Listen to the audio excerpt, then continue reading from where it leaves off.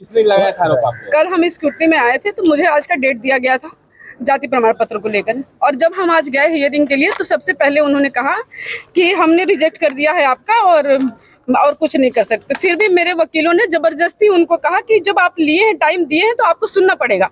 हमने जितने भी कोर्ट में जितने भी चीज़ें हमने सब कुछ बताई उन्हें, लेकिन फिर भी उन्होंने बोले कि हमने रिजेक्ट कर दिया है। और सीओ ने, जिस सीओ ने बनाया था उसको प्रमाणित किया था, उसी सीओ ने उसको रिजेक्ट करके इनको दिया था। और ये हमारी एक भी बात नहीं सुने और सीधे बोले कि हमने खारिज कर दिया है, आप जाके सीधे कोर्ट में मिलिए। ये जाति प्रमाण पत्र पर इनको एसडीओ साहब को पावर ही नहीं है उनको कि उसकी वैधता और उसके डुप्लीकेसी और जेन्युइननेस प्रमाण पत्र जांचने का। ये पावर तो स्क्रीनिंग कमेटी को है।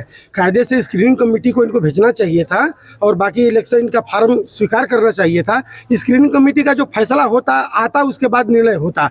जीता हुआ आदमी चुनाव कोर्ट में नहीं हारता है, हो जाता, लेकिन उनको कुछ सुनना ही नहीं था। वो बायस हैं और कोई भी बात, कोई भी आर्गुमेंट हम लोगों का नहीं सुन रहे हैं। पहले से वो अपना लिख के रखे हुए थे और एक लाइन में कह दिए कि हमने खारिज किया, अब आप कोर्ट जा सकते हैं। और एक बात और करते हैं और वो काम नहीं करते हैं, तो वो चाहते हैं कि हमारे अगेंस्ट कोई ना लड़े, बस एक छत्र हमारा राज हो। तो फिर आप ले आइए ना, लोकतंत्र को खत्म कीजिए, संविधान को खत्म कीजिए। वो भी बताइए जो उन्होंने जो संविधान को खत्म कीजिए। और उनका देखिए, और उनका भी जो पेपर जमा हुआ है उसमें उन्होंने जो जाति प्रमाण पत्र दिया है वो चुनाव डेट से पहले हो जाना चाहिए, जबकि उन्होंने 13/10/2025 का संगीता जी की बात कर रही हूँ, भाजपा जो अभी प्रत्याशी हैं। कब जमा किए हैं? वो उनका सर्टिफिकेट बना हुआ 13/10/2025 का बना हुआ है, जबकि उससे पहले होना चाहिए। कैसे उनका हो गया? नोटिफिकेशन से पहले का होना चाहिए। आरोप प्रत्यारोप नहीं लगाए थे इसपे? मैंने बोला आवेदन भी दिया है मैंने, हाँ, लेकिन वो भाजपा से, इसलिए उनकी सुनवाई नहीं होगी। अरे किसी की नहीं सुनवाई होगी। अगर भाजपा के नहीं है, भाजपा सपोर्टर नहीं है, तो आपकी कोई सुनवाई नहीं होने वाली है। आप पत्रकार भी है ना, आप मजबूर रहेंगे उनकी तारीफ करने के लिए। जिस दिन अगेंस्ट में लिखना शुरू कर देंगे, कैमरा माइक सब चला जाएगा आप लोग का, ये समझ लीजिए। लेकिन आप लोग भी मजबूर हैं, आप उनकी ही बातें दिखाएंगे। मैं जानती हूँ इस बात को बहुत अच्छे से कि आप उनकी बातों को दिखाएंगे, उनकी ही तारीफों के पुल बांधेंगे। सही के लिए अगर आज पत्रकार खड़े हो जाए सही के लिए, तो फिर उनका कुछ भी चलने वाला नहीं है।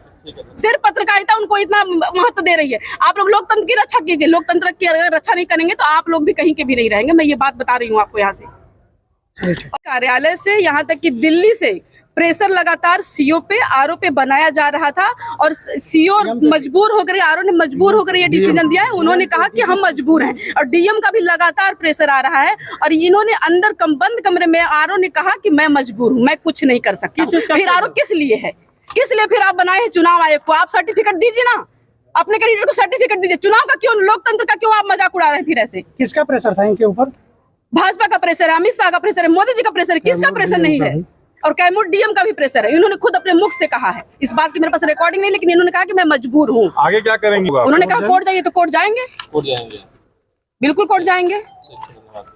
तेजस्वी की सरकार आएगी और यहाँ की जो निकम्मी और घूसखोर महाभ्रष्ट विधायक है, वो गर्व से कहती है कि मैं मोहनिया की पहली विधायक हूँ। और पहली विधायक तो बनी, लेकिन पहली ऐसी भ्रष्ट विधायक बनी जिसने हर विभाग से, हर यहाँ तक कि साथ में चलने वाले लोगों से 10,000 की नौकरी लगवाती है, तो 8,000 रुपए उसको सैलरी मिलती है, 2,000 कमीशन जाता है। ऐसे विधायक लोग, ऐसे कैंडिडेटों का यही करके करेंगे। वो गीता पासी जी का सेम केस है, उनका क्यों नहीं खारिज किया गया? क्यों नहीं खारिज किया गया? मैं जानना चाहती हूँ इस बात को भी। आप लोग भी इस सवाल को पूछिए कि गीता पासी का किस बेसिस पे उनको कंफर्म किया गया है।